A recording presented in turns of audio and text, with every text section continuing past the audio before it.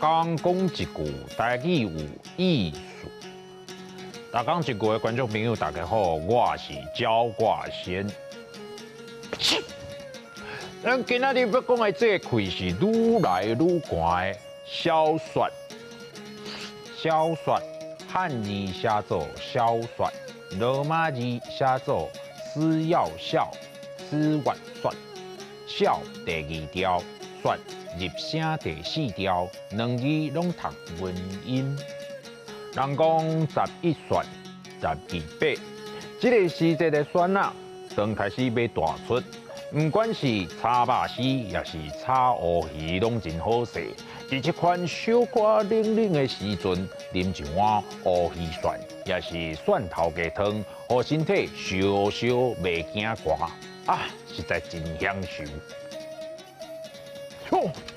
烧啊！若讲到果子，这时就爱食酸甜的柑仔甲柳丁，高汁，搁通补充维他命。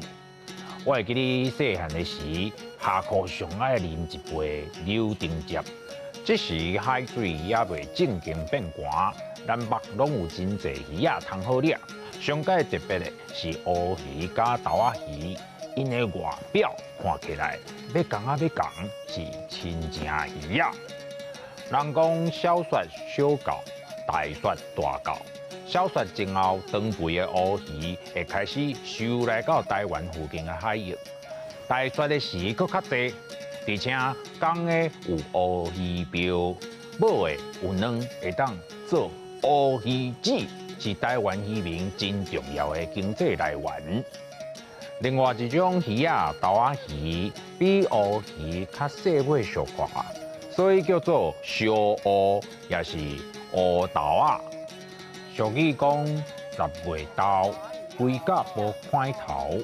虽讲豆仔鱼无把甜的鱼卵通做乌鱼子，不过这个季节限定，看是咱印钱啊、化报纸落去吹，也是参姜含豆腐来红烧，甚至是直接煎好赤赤，拢真好食呢。柳、小雪、豆仔鱼。乌鱼标、印钱啊、化报纸、11蒜、12白、10月豆，肥甲无看头。